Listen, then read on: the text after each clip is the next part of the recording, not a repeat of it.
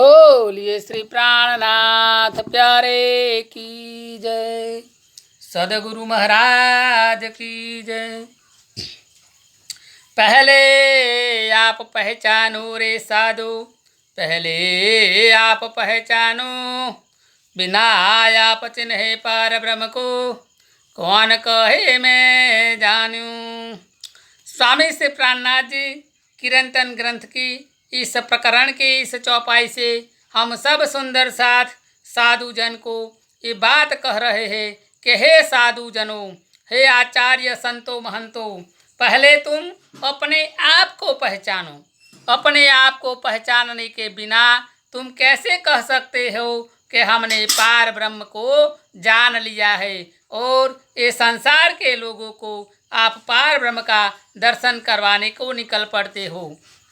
और इस संसार में किसी को भी अपने को जानने के बजाय परमात्मा की ज्ञान हुआ ही नहीं है। इसीलिए हे साधु संतों महंतों आचार्यों, तुम पहले अपने आप को पहचानो कि हम कौन है, हम किस तरह से जीवन जी रहे हैं, हम साधु है या संसारी है, कैसी तरह से हम जीवन जीते हैं। इस बात का तुम पहले अपने आप को ज्ञात कीजिए और फिर परमात्मा के बारे में, फिर परब्रह्म के बारे में किसी और को बताइए।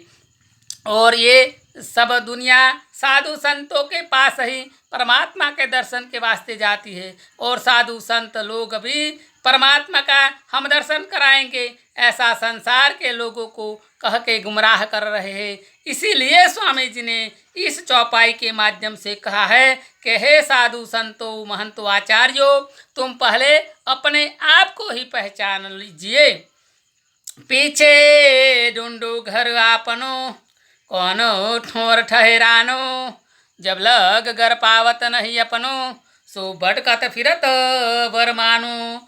तुम इसके बाद अपने घर को ढूंढो कि तुम्हारे इस जीवन को जब खत्म हो जाएगा, नष्ट हो जाएगा, आपका जीवन मृत्यु हो जाएगा, इसके बाद तुम कहाँ पर किस घर में जाओगे इसके बारे में जानकारी लीजिए। और तुम मरने के बाद किस ठौर अपना मुकाम करोगे, किस ठौर तुम ठहरोगे, इसके बारे में भी ज्ञात कीजिए। जब लग तुम अपने घर को नहीं पाओगे, मरने के बाद हमें कहाँ जाने का है, इसके बारे में तुमको कुछ ज्ञान नहीं होगा, तब तक तुम ये फिटकत बरत ही फिर बरमानो। इस संसार में और इस आवागमन के चक्कर में बरमाए रखेंगे और भटकते ही रहेंगे, आएंगे और जाएंगे। इसीलिए तुम अपना घर को पहचान लीजिए, अपने घर के बारे में जान लीजिए।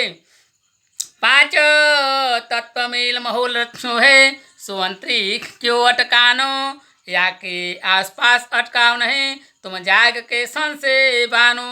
ये पांच तत्व मिलने के बाद से ये संसार का माहौल रचन किया गया है। ये पांच तत्व है आकाश, जल, पृथ्वी, वायु, अग्नि। इस पांचों को मिलके ही ये सारा संसार 14 लोक का ब्रह्मांड बना हुआ है। वो अंतरिक्ष में किसी तरह से लटक रहा है, वो कहाँ पर टिक रहा है, इसके बारे में तुमको ज्ञान कर लीजिए।